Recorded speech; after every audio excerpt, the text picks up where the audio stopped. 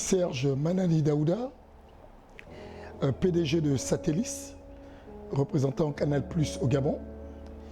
Et aujourd'hui, j'essaye de vous parler de moi, de parler des entreprises et de l'entrepreneuriat dans son ensemble, pour notre jeunesse et pour notre mouvement qui n'est autre qu'Nzela Leaders.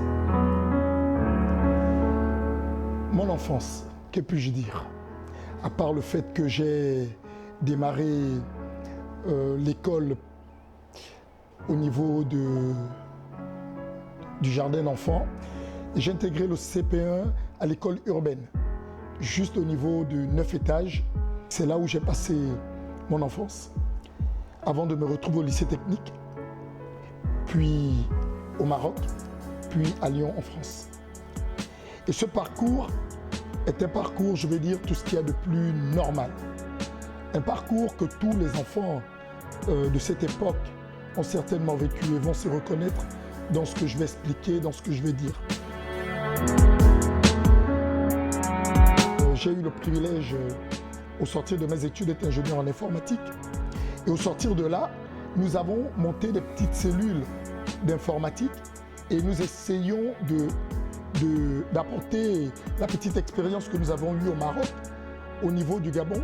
Et là, je vous parle, nous sommes dans les années 98-2000, où l'informatique n'était pas très vulgarisée.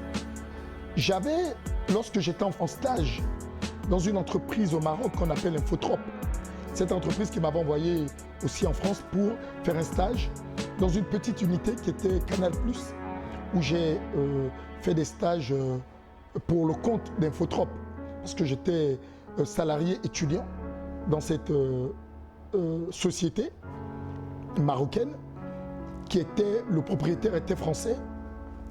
Et par la même occasion, j'ai pris attache avec les dirigeants de Canal à l'époque, qui ont voulu mettre en place ce produit dans les années 2001, parce que moi j'étais déjà rentré, donc dans les années 2001-2002, ils sont arrivés avec cette idée, et j'ai pris cette idée à bras le corps en me disant qu'il y avait la possibilité de faire quelque chose.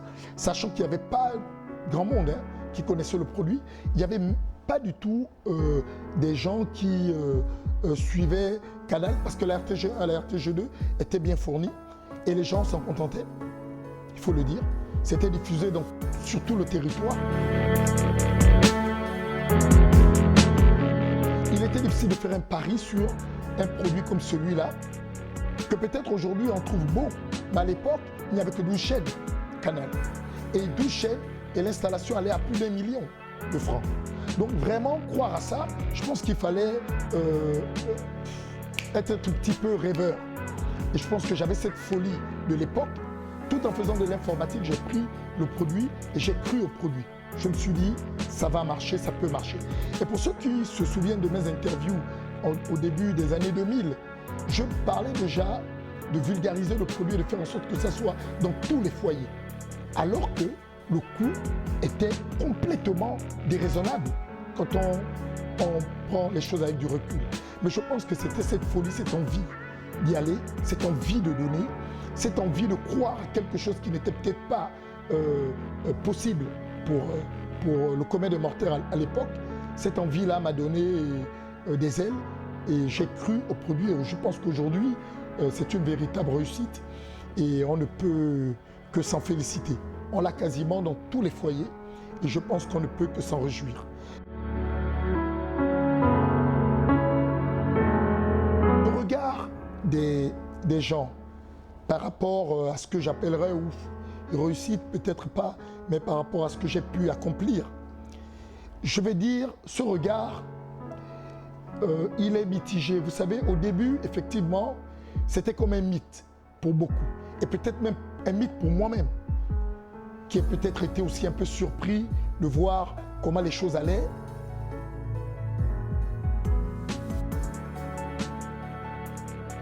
Comment je la trouve?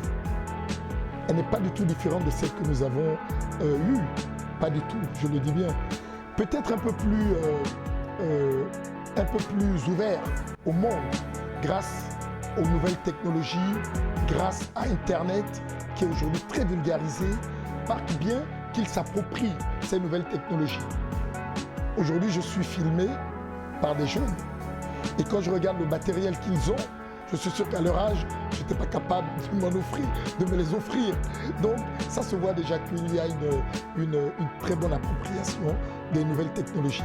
Mais vraiment, il faut faire en sorte qu'elles deviennent plutôt une force plutôt qu'une faiblesse. Je suis très content, moi, par contre, de la jeunesse, parce que la réflexion, la façon de voir les choses, les analyses sont totalement différentes de celles que nous avions à l'époque.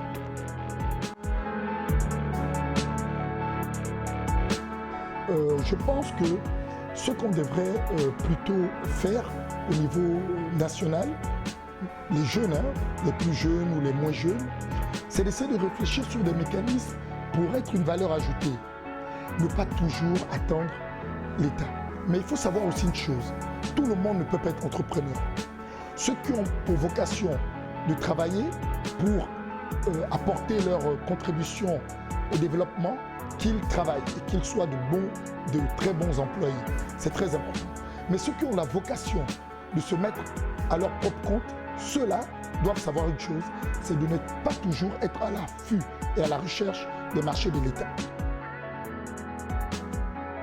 De ne jamais perdre de vue le parcours que nous avons vécu et de l'endroit où nous avons démarré. C'est très important.